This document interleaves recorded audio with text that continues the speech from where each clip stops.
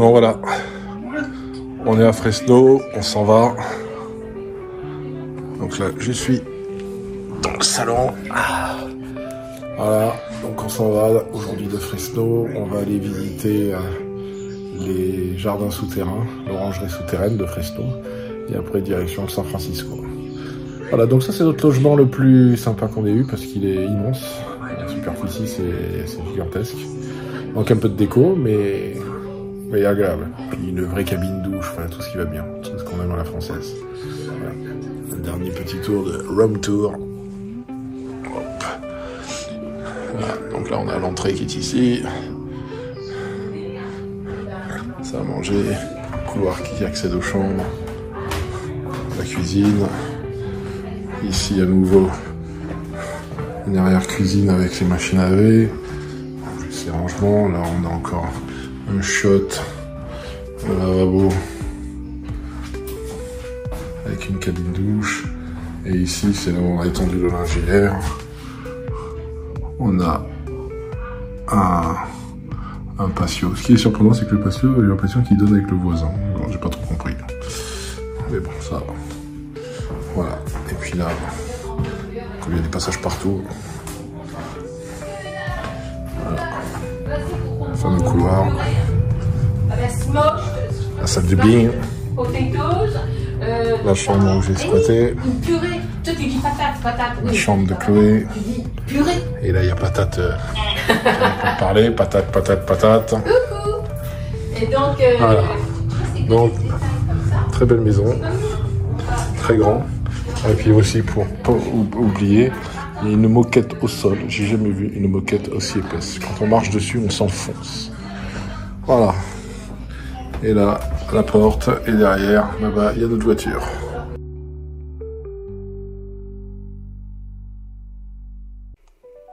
L'histoire des jardins souterrains commence avec Baldassare Forestière, qui est arrivé en Californie en 1901 avec une idée en tête: échapper à la chaleur accablante de la vallée de Fresno. Inspiré par les catacombes de sa Sicile natale, Forestière a commencé à creuser, jour après jour à la main, pour créer un espace où il pourrait vivre et cultiver sous terre.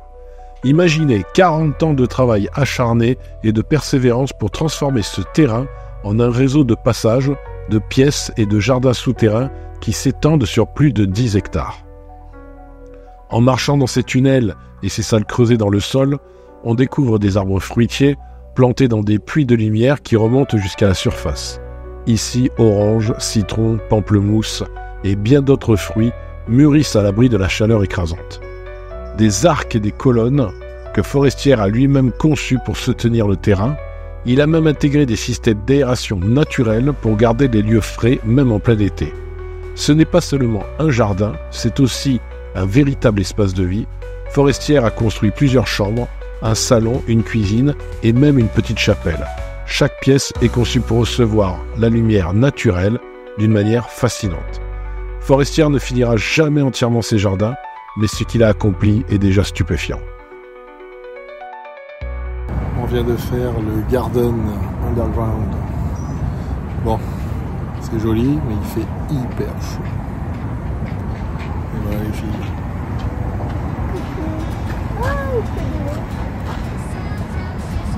Voilà, donc maintenant on va prendre la route pour aller à San Francisco.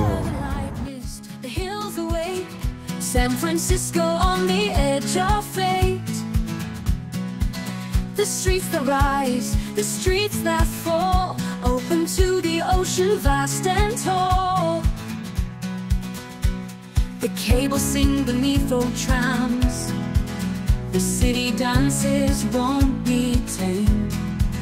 In every alley, a dream to find, a story to live, a heart to bind. San Francisco, where souls collide, in the cool wind where dreams abide. From silver towers to houses of wood, San Francisco lost in your mood. The Bay Bridge lights, a line of stars, shine on the bay, near and far. Bridges reaching, waves rolling free.